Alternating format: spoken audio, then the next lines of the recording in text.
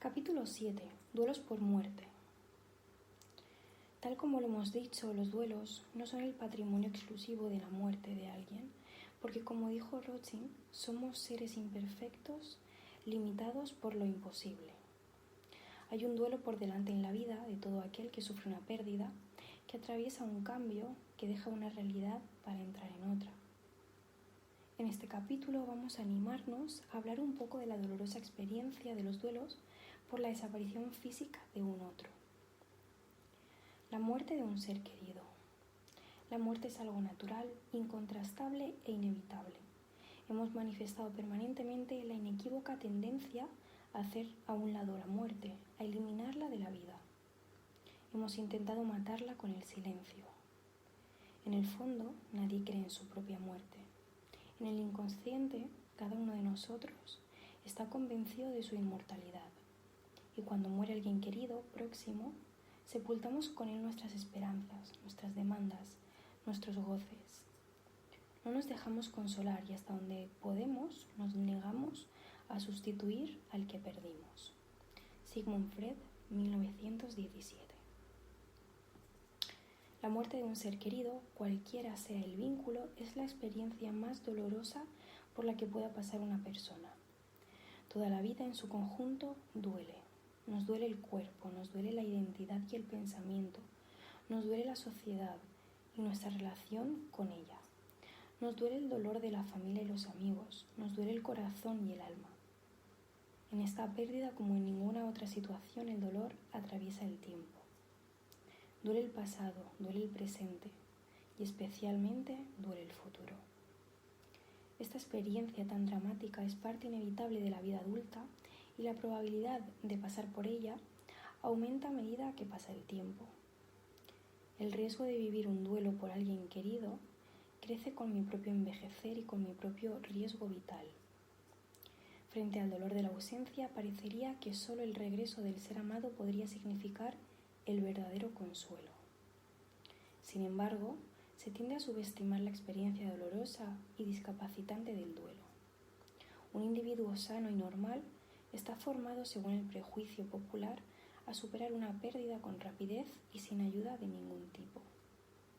La muerte de un miembro de la familia, padre, madre, abuelos, por ejemplo, no solo afecta a cada integrante individualmente, sino que afecta al grupo como un todo, lo cual agrava la situación porque es paradójicamente en la familia misma donde naturalmente deberíamos encontrar el mejor apoyo y la más útil ayuda. Una situación especial la plantea la muerte de un hijo, que es un tema del cual hablaremos más adelante, al final de este capítulo. La familia debe hacer lo necesario para permanecer más unida en estas situaciones y compartir su dolor con valentía y extremo respeto por los estilos individuales. La situación es demasiado dolorosa como para que cada uno tenga que recuperarse solo o fuera de su hogar. Entre los que estudian el proceso del duelo no hay ninguna duda de que las herramientas más útiles en estos momentos son un abrazo cariñoso, la posibilidad de compartir nuestra historia, el llanto acompañado, el hombro firme dispuesto a recibir nuestra cabeza cansada y el oído amoroso atento a nuestra necesidad de hablar. Nadie mejor que nuestra familia para atender estas demandas. En estos casos, los peores días del año suelen ser las fiestas. La reacción de aniversario.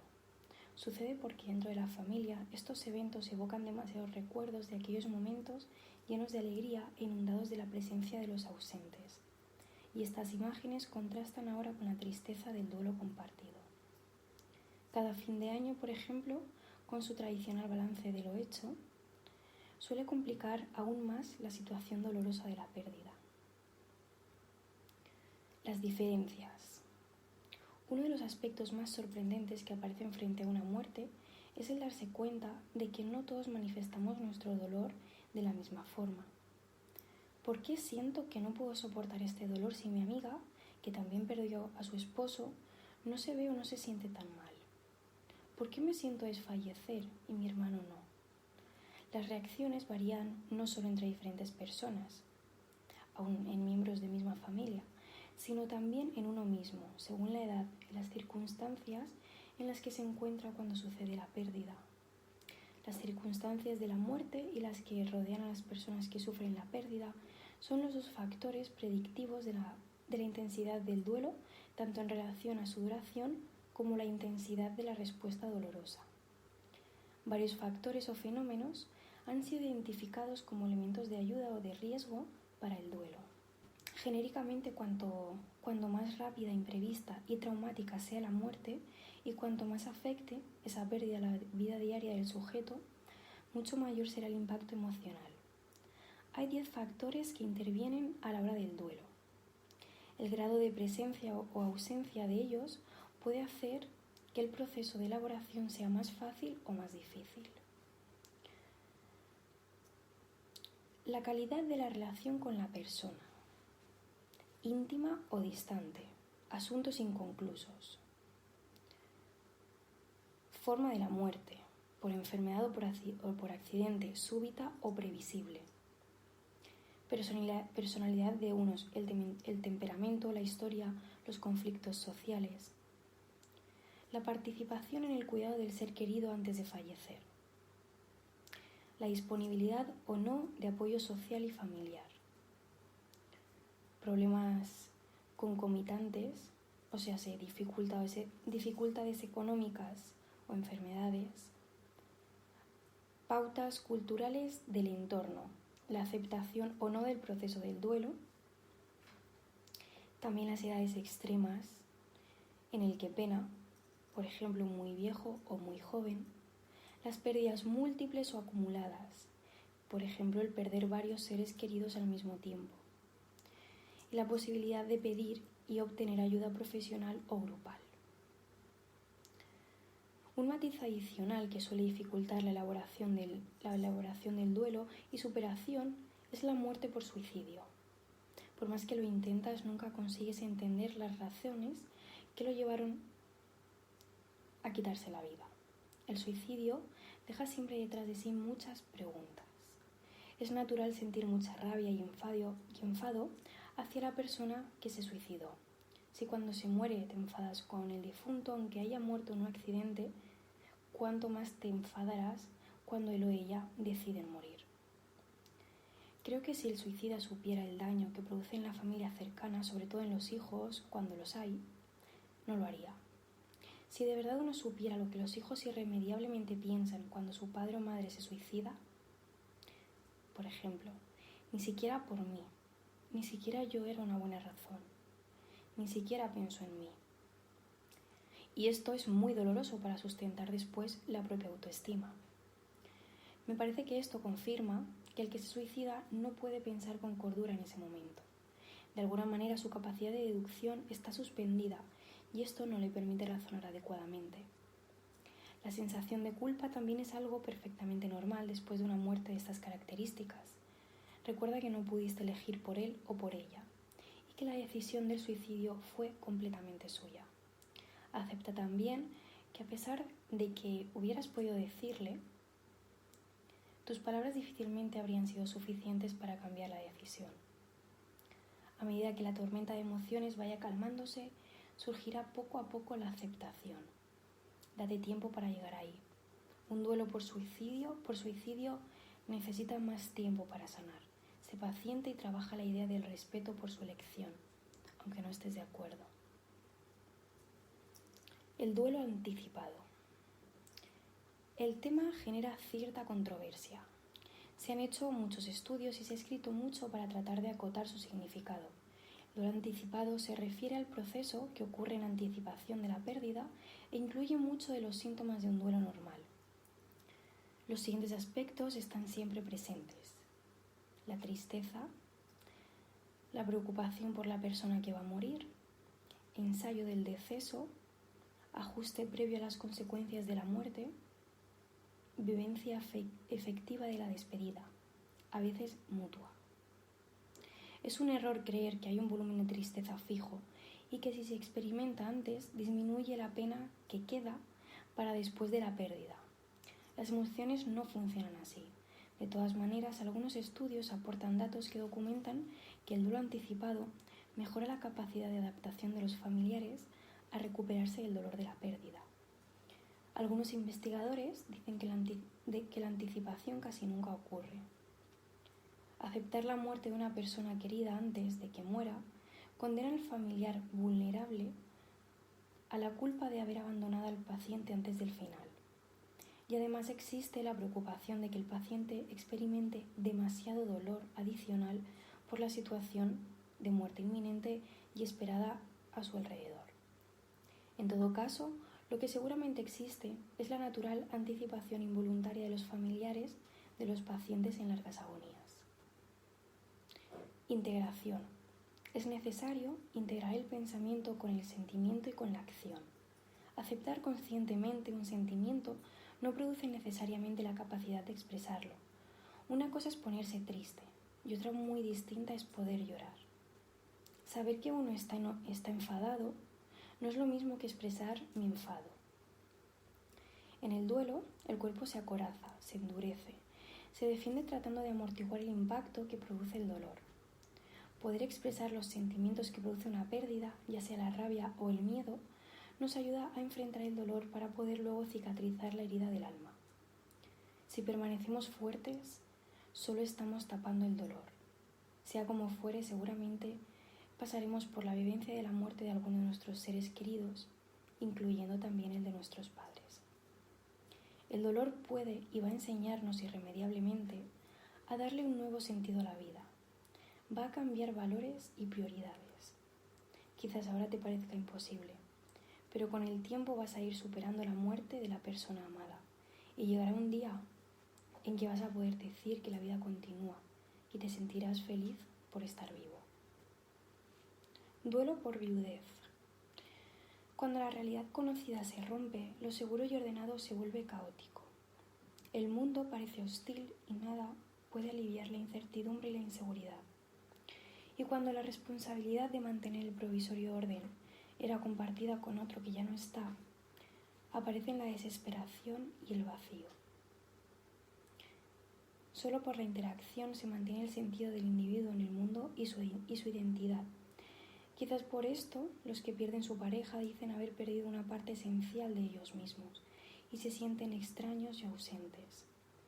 La pérdida del compañero impone desorden, menoscaba el sentido de la vida y amenaza la identidad. La consecuencia más extrema e irreversible es lo que se ha dado a llamar el síndrome del corazón roto, donde la muerte del cónyuge precipita la propia.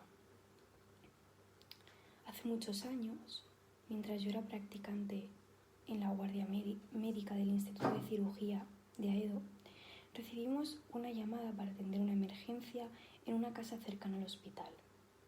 2 médicos, una enfermera, el camillero, el chofer y yo nos subimos con el equipo de resucitación necesario a la ambulancia. Y en menos de 5 minutos llegamos a una humilde casa del barrio. Entramos al cuarto de la enferma, una mujer de unos 70 años en paro cardíaco. Lamentablemente no hubo mucho para hacer y pese a todas las maniobras confirmamos que el hecho era irreversible.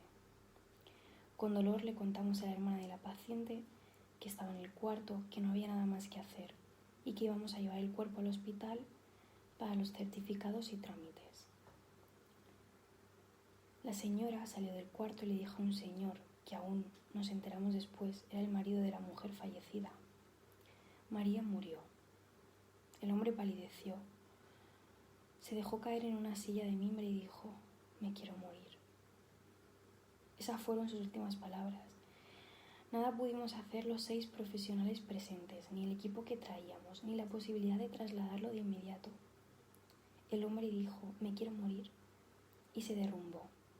Dadas las condiciones de la muerte, se hizo una autopsia de su cuerpo que arrojó un resultado que todos preveíamos: estallido cardíaco. La muerte de su compañera le había roto el corazón, literalmente. En los países sajones, la muerte del cónyuge es la primera de las situaciones listadas por intensidad en una estadística de situaciones dolorosas, que ha sido tomada como referencia desde hace muchísimo tiempo y confirmada año tras año. Para estas estadísticas, que seguramente no darían iguales resultados en nuestros países latinos, la desaparición del marido o de la esposa sería la máxima causa del dolor entre la población de 25 y 70 años. Vale, a continuación voy a dar una lista, no completa, pero varias situaciones de cambios con el dolor que traería cada uno. En primer lugar está la muerte del cónyuge, que el dolor en la escala es el máximo, sería el 100. Por ejemplo, la segunda que aparece es la condena en la cárcel, que sería un 91. Tercera, muerte de un familiar cercano, hijo, por ejemplo, que en la escala del dolor la puntuación sería un 83. Un divorcio, 80. Despido del trabajo, 76. La muerte de un familiar, hermano o padres, un 65. Enfermedad personal o accidente grave, un 60. El casamiento, un 50. La muerte de un amigo, un 48. La jubilación, un 45. Enfermedad o accidente de un familiar, 44. Dificultades sexuales, 39. Crecimiento en la familia, ya sean adopciones o nacimientos, un 39. Un gran cambio financiero, 38. La muerte de una mascota, 37. Cambio de trabajo, 36. Discusiones repetidas con la pareja, 35. Una hipoteca bancaria alta, 31.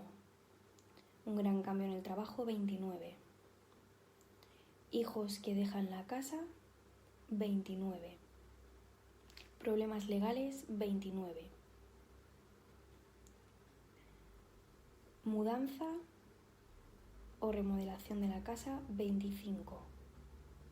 Problemas graves con el jefe, 23. Cambios en la vida social, 18. Bueno, los he leído todos para que los sepáis todos. Continúo. Cuando le pregunté a uno de mis maestros de los Estados Unidos la razón de esta discordancia, argumentando que para nosotros la lista sería encabezada sin lugar a dudas por la situación de la muerte de un hijo, me contestó con un argumento que no alcanzó a convencerme, pero me obligó a pensar en una arista que hasta entonces yo no había tenido en cuenta. Cuando un hijo se muere y la pareja se mantiene unida, hay dos a los que les está pasando lo mismo. Hay alguien que puede comprender lo que nos pasa. En cambio, cuando la pareja es la que muere, a nadie, repito, a nadie le está pasando lo mismo. Estamos verdaderamente solos con nuestro dolor. Dicen los viudos y las viudas, el dolor de la pérdida de la pareja desgarra y uno se pregunta cómo seguir viviendo. El silencio hiere los oídos. El hogar se convierte solo en una casa. El llanto y la rabia se vuelven tu diaria compañía. No puedes definir si sientes pena por el que se fue o por ti mismo. ¿Cómo seguir respirando, caminando, haciendo lo cotidiano sin esa persona? ¿Mi capacidad de amar podría seguir existiendo? Uno se siente como una baraja de naipes arrojada al aire. No se puede generalizar, pero cuando muere la pareja, la identidad, que está muchas veces armada en relación al vínculo, se ve amenazada. El hombre y la mujer que se quedan solos en el nido se definen como quebrados, así lo expresan muchas veces. El gran desafío es rearmarse para hacer frente a este momento tan difícil. Se han definido 10 tipos de soledad que podrían llegar a sentir los viudos en etapa de duelo. Extrañar a la persona en concreto. Extrañar el hecho de sentirse queridos. Extrañar la posibilidad de querer a alguien. Extrañar una relación profunda. Extrañar tener a alguien en casa. Extrañar compartir las tareas. extrañar la forma de vida de la gente casada, extrañar la satisfacción de ir acompañados, extrañar la vida sexual y extrañar las amistades en común. Dado que la expectativa de la vida de las mujeres en Argentina es de 75 años, mientras que la de los hombres es de 71, según la Dirección de Estadísticas de las Naciones Unidas, la viudez es un fenómeno que tiene mayor incidencia entre las mujeres. Muchas mujeres fueron educadas para idealizar el amor y siempre dependieron del hombre para subsistir social, económica y por consiguiente psíquicamente. Si bien la dependencia económica está disminuyendo, la psíquica continúa, por lo que no pueden evitarse sentirse desamparadas cuando pierden al compañero.